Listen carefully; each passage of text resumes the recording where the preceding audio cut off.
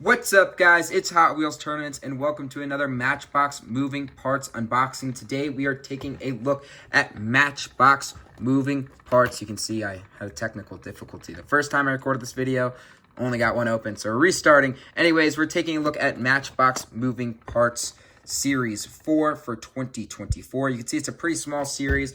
We only get 5 castings that are coming in this mix, which is all right. It means you get more of this, and this is a pretty solid mix. There is only one new model, so it is the lowest count of new models we've seen since Mix 4 or Mix 1 of this year. Anyways, without further ado, let's talk about these 5 models. As you can see here, we're going to begin with the 2023 Citroen EC46, which I butchered the opening or the video of when I was opening it last time. Anyways, there's a look at it. It's already open. We obviously have that eco-friendly packaging that was introduced this year. Go ahead, pop it out, and take a look. The 4 non-new models in this mix, Wave 4, are all returning from 2023. They were all new models in 2023. One thing that I did notice that I'm beginning to notice a trend on is there's a scuff mark on the top here, and it seems like for whatever reason, the cars that come in white are getting scuffed. The Porsche 356 that was in white earlier this year, the one I opened in my video, was scuffed there. The Citroen is scuffed. So for that reason, I'm pretty much out on this new eco-friendly packaging. I've now opened multiple cars that have had scuff marks on them and damage marks on them.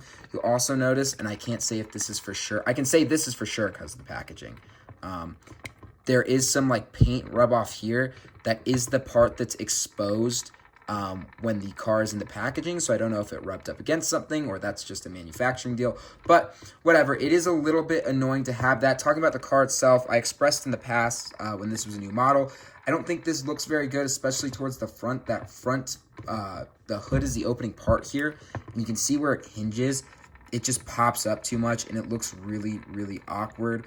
It just has like a giant bump seemingly there for no reason. Matchbox does a very good job of hiding a lot of the moving parts. I don't think the Citroen is one of those.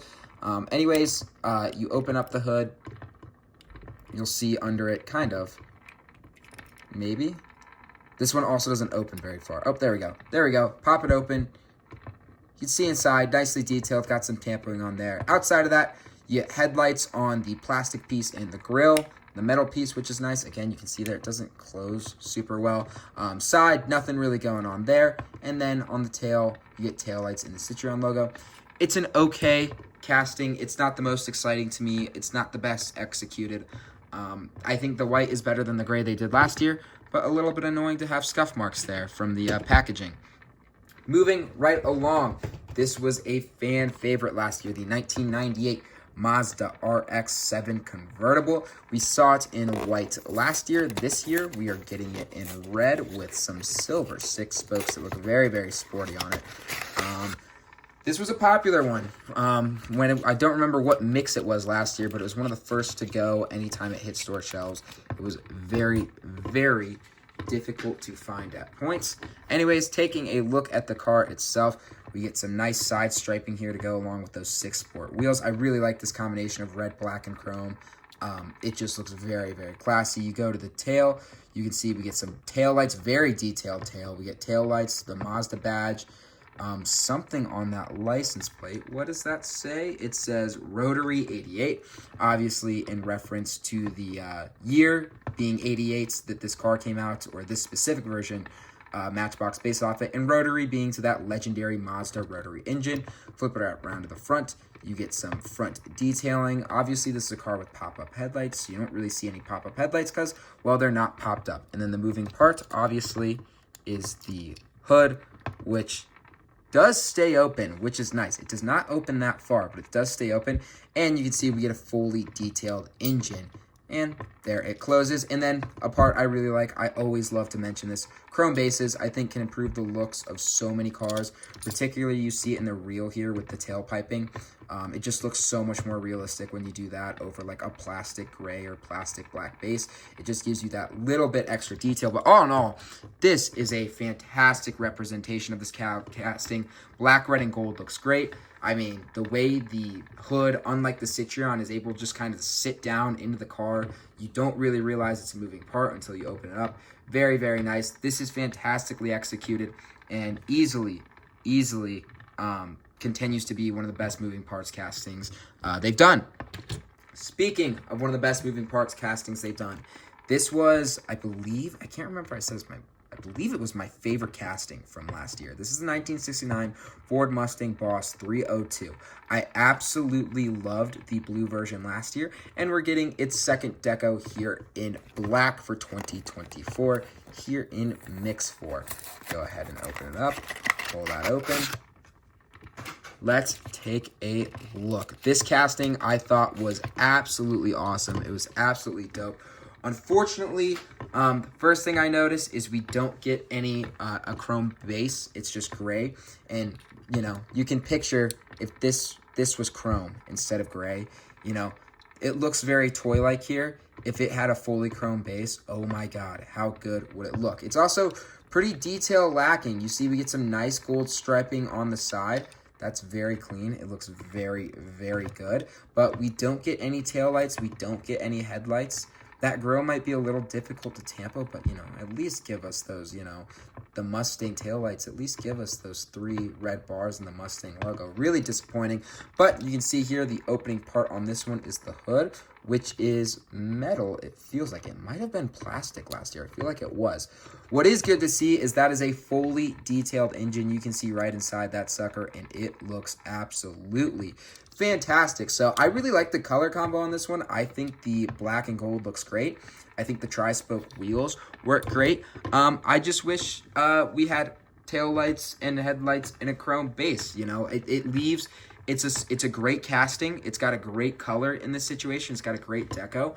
But, you know, it leaves some room for improvement, which is unfortunate because I really love this one, and I was really looking forward to it. And, you know, I had no idea it didn't have headlights and taillights because you can't really tell in the new packaging. So, unfortunate, but, you know, not the end of the world at the end of the day.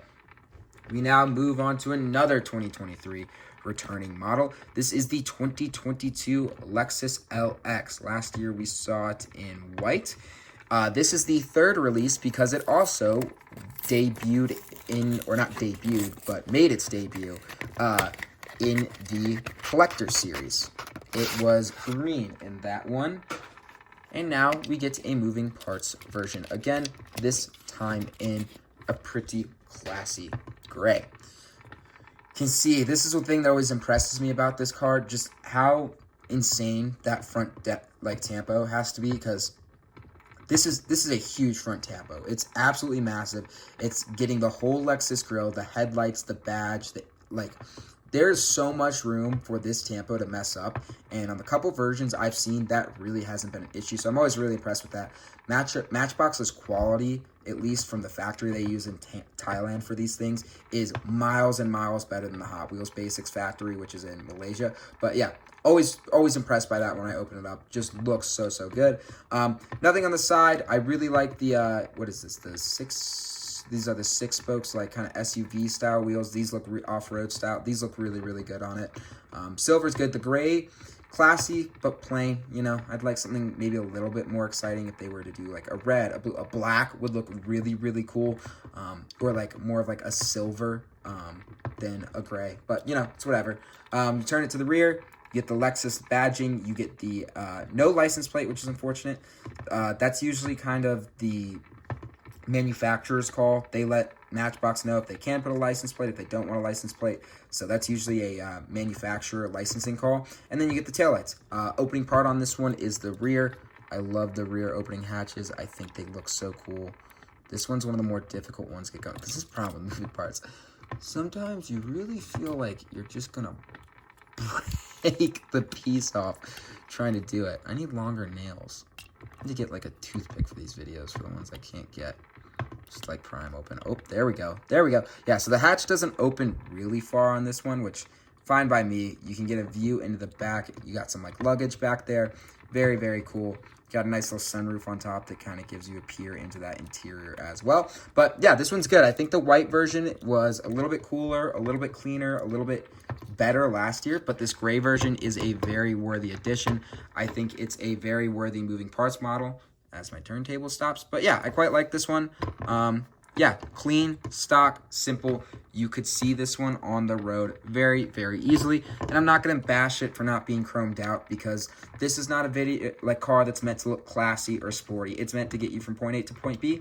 And those cars don't, you know, typically sport chrome. They're black or gray like plastic on the bottom, which you can see right here with the stepping to get in the car. That's really cool. I really like that detail that they have that little like edge where people would step up and then open up the door so they could get into the car.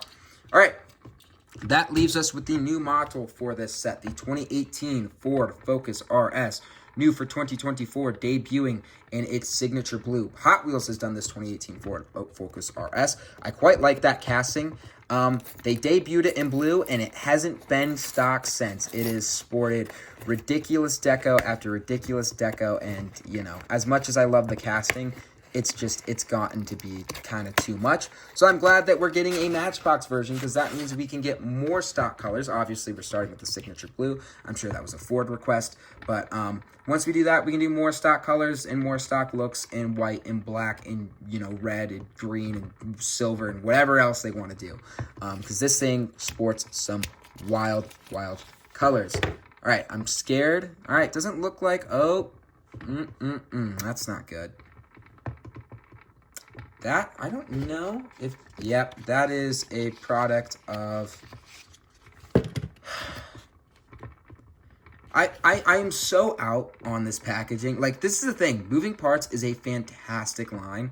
I'm so out on this packaging, though, because, I mean, you know, you might open a car every now and then, it has, like, a defect. That's, like, I don't know, that's pretty noticeable, I'd say. Like, that is obvious.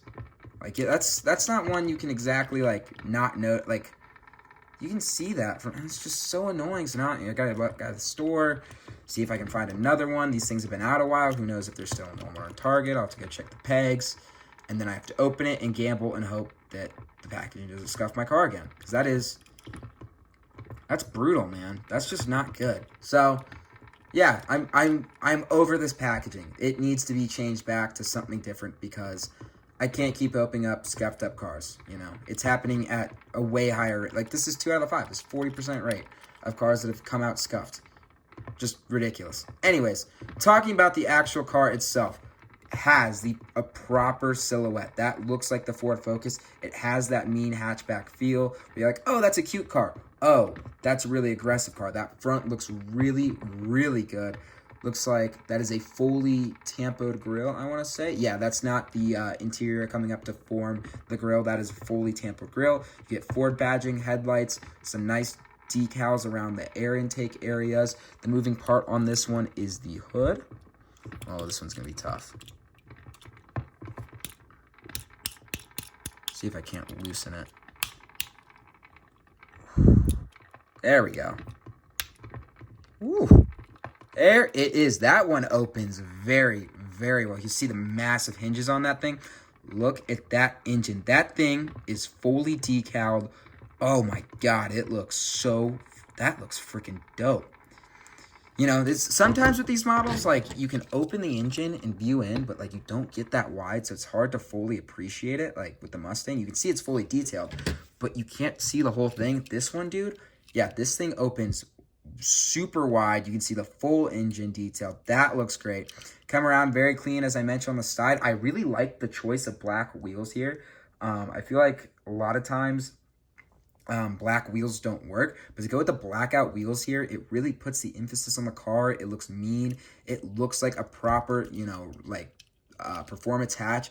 Come around to the rear, get tail lights, Ford logo, RS logo, some nice detailing there. You can see a little windshield wiper there. Yeah, that looks really, really good. The license plate says what does that say? 60R4RS. Huh, 60R4. I don't know. Pretty much anytime you see license plates. They mean something. I don't know what 60R4 means. I don't know what that could possibly stand for. Could be some designer's, you know, signature thing. It could be code. If I go to the alphabet, it could be code for something. But yeah, and then if you come to the top, you also get a nice top tampo on the wing, which was unfortunately scraped off by this stupid packaging. So really, really good casting. I really like the execution on it. It looks really good. It looks really clean. It got the full treatment. The terrible new packaging has unfortunately ruined it a little bit with a scuff mark, which is annoying to say the least. But all in all, this is a pretty, you know, maybe lackluster wave. I think it's the Mazda is really, really good, but it's kind of missing the standout, whether it's like the really crazy, like cool new model, or, you know, some just like, you know, the Mazda's close, but like some returning model that just sports a crazy deco or is really, really popular. And then the supporting cast, the Mustang is good, but like I said, it could have been better. I think the Ford is a good new model, but I don't think it's one that's going to get a lot of people out of their seats. The Lexus is, you know, good, but again, you know, it's not going to appeal to the masses, and the Citroen is kind of whatever. But all in all, it's a solid mix. The Mazda for me is the highlight. The Mazda and the Focus are the highlights. The Mustang and the LX are good. I think they could have been slightly better executed. The Lexus in terms of colors, the Mustang in terms of deco and decals and just the overall tampoing of that car. And the Citroen is a whatever casting to me. That's all for now, guys. Please make sure to like, comment, and subscribe, and I'll see you later. Peace.